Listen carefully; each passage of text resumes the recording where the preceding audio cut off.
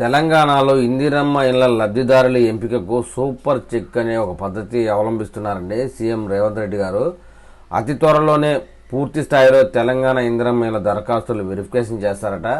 వాస్తవ పరిస్థితులను తెలుసుకునేందుకు సూపర్ చెక్ కార్యక్రమం అనేది అర్హులకు మాత్రమే ఇల్లు లభించే అవకాశం ఉండాలన్న ఉద్దేశంతోనే ఈ సూపర్ చెక్ అనే పద్ధతిని అవలంబిస్తున్నట్టు చెప్తున్నారు. విషయం ఏంటంటే రాష్ట్రంలో అర్హుల కంటే అనర్హులే రెండింతలు ఎక్కువగా అప్లికేషన్ చేసుకుంటున్నారండి ఇందిరమ్మ ఇళ్ల కోసం. వాస్తవంగా రాష్ట్ర వ్యాప్తంగా 1,00,000 మంది ఇల్లు లేని నిరుపేదలు ఉంటే 3 లక్షల వరకు అప్లికేషన్లు అందుతున్నాయి. అంటే అందులో 2 లక్షల వరకు అనర్హులుగా ఉన్న వారు కూడా అప్లికేషన్ చేసినట్లుగా తెలుస్తా ఉంది. దీన్ని నిర్మూలించడం కోసమే లబ్ధిదారుల ఎంపికకు సూపర్ చెక్ అనేటువంటి ఒక విధానాన్ని పెట్టారు. ఇక ఆ విషయం మీద మనం పూర్తిగా తెలుసుకుందాం. పేదల సొంతింటి కల సాకారం చేసేందుకు ప్రభుత్వం ఇందిరమ్మ ఇళ్ల పథకానికి శ్రీకారం చుట్టింది. ఇప్పటి వరకు జరిగిన సర్వేలో వాస్తవ పరిస్థితులను క్షేత్రస్థాయిలో తెలుసుకునేందుకే సూపర్ చెక్ కార్యక్రమాన్ని నిర్వహిస్తుందని చెప్పేసి సీఎం రేవంత్ రెడ్డి గారు తెలిపారండి.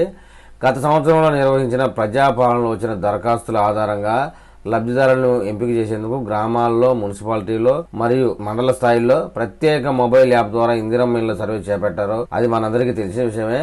మరోవైపు లబ్ధిదారుల ఎంపికలో సర్కారు పారదర్శకత కోసం పెద్దపీట వేస్తుందని కూడా చెప్తా ఉన్నారు. వాస్తవాలు తెలుసుకునేందుకే ఈ సూపర్ చెక్ అంటూ ప్రజాపాలనలో వచ్చిన దరఖాస్తులను వివరాలు మాత్రమే యాప్లో నమోదు చేశారా, దరఖాస్తుదారుడు చేయని వాటిని కూడా నమోదు చేశారా, దరఖాస్తుదారులు ప్రస్తుతం ఉన్న ఇండ్లు ఏ విధంగా ఉన్నాయి, ఎక్కడ ఉన్నాయి, సొంతిండ్లా అద్దిండ్లా అనే అంశాలను తెలుసుకునేందుకు కూడా సూపర్ చెక్ అనే పథకం, సూపర్ చెక్ అనే విధానం ఉపయోగపడుతుందని చెప్తున్నారు. వివరాలు వాస్తవానికి విరుద్ధంగా యాప్ లో నిక్షిప్తమై ఉంటే వాటిని తీసేస్తున్నారటండి.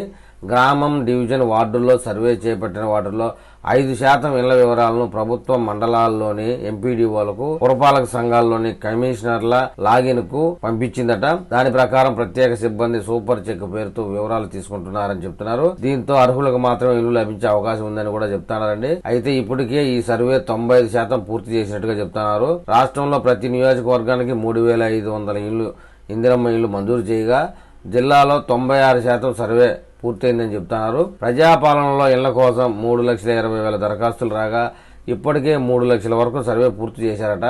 సర్వే ముగిసిన తర్వాత లబ్ధిదారుల ఎంపికైతే గ్రామ సభలు నిర్వహించే అవకాశం ఉందని చెప్తున్నారు. గ్రామ సభల ద్వారా ఎవరైనా అనర్హులు ఇల్లు పొందేటట్టయితే ఆ గ్రామ సభల్లో ఇల్లు పొందే వ్యక్తి మీద ఎవరైనా పితూరి చేస్తే దాని మీద మళ్లీ రీచెక్ చేసి అతను నిజంగా అర్హుడా అనర్హుడా తేల్చడానికి వీలుంటుందన్న ఉద్దేశంతో గ్రామ సభలు నిర్వహిస్తారని చెప్తా ఉన్నారండి. ఇందిరమ్మ కమిటీలు ఈ విషయంలో అయితే కీలక పాత్ర పోషిస్తాయని చెప్తున్నారు. ప్రణాళిక ప్రకారం పనులు జరిగితే ఈ ఏడాది పేద కుటుంబాల సొంతింటి కల నెరవేరుతుందని చెప్తుందండి. సూపర్ చెక్ పూర్తయిన వెంటనే గృహ నిర్మాణ శాఖ ఈ నిర్మాణాల విషయంలో వేగవంతం చేస్తారని ఏఈ సత్యనారాయణ గారు తెలిపారండి. ఏది ఏమైనా నిజంగా అర్హులు ఉన్న వారికి ఇందిరమ్మ ఇల్లు లభించాలనే ఉద్దేశంతో తెలంగాణ సర్కార్ కృషి చేస్తుందని చెప్తున్నారు. మరి ఇదే జరిగితే గనక సీఎం రేవంత్ రెడ్డి గారికి ఇల్లు లేని నిరుపేదలు థ్యాంక్స్ చెప్పుకోవాల్సిందేనండి.